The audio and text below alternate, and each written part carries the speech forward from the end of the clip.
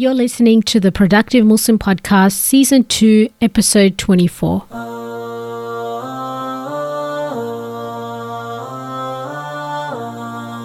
Assalamu alaikum, Productive Muslims. Welcome to the show. I'm your host, Mifra Maruf, and I am here with Episode 24 of the Pre-Ramadan Bootcamp. And today's episode, I want to speak to you about Ramadan and social media.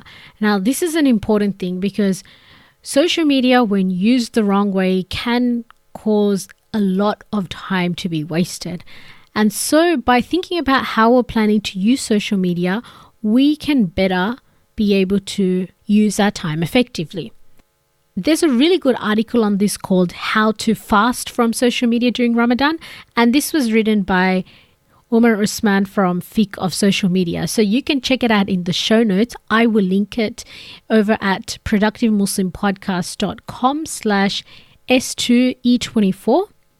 Now, if fasting from technology and social media sounds impossible, then here are some tips that can also make it easy for you to control your social media usage. First of all, start cutting down your social media usage before Ramadan begins. So just by being more consciously about not mindlessly scrolling through endless Facebook, Twitter feeds would be a good start. Assalamu alaikum. This is Muhammad Faris, founder of ProductiveMuslim.com. Hey, if you're enjoying this episode and the practical tips within it, then I think you'll enjoy our Productive Ramadan online course. This is a one-stop course for all the practical tips you need to overcome your Ramadan challenges. For example, how do you manage your sleep in Ramadan when Isha is so late and Suhoor is so early? How do you manage your time in Ramadan between work, family, and your spirituality? How to build good habits in Ramadan and destroy bad habits during Ramadan that last after Ramadan?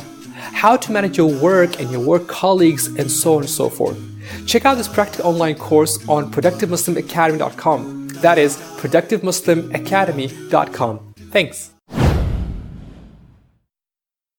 The second thing you can do is to delete social media apps on your phone. You see, it's crazy how many times we check our phones a day. According to some studies, it says 150 times per day. And the majority of those times is to simply check Facebook, Twitter, email, etc. So if we delete these apps, then we're less likely to mindlessly check our phone. Now, the third thing you can do to help with social media usage is to have a disconnect time. So what I mean by this is have times during the day when you completely disconnect. And I recommend 2 disconnect times during Ramadan, which is from the moment you wake up for suhoor till sunrise, and from the moment you come back from work until after Taraweeh prayers. Along with that, also 1 hour before you go to bed, you should disconnect as well, just so it doesn't interrupt your sleep. So these are some tips to help you cut down on social media this Ramadan. What are some other ways you're planning to cut down on social media this Ramadan? Share this on our show notes over at productivemuslimpodcast.com/S2E24. I look forward to reading them, and I look forward to speaking to you in our next and final episode of the Pre-Ramadan Bootcamp series.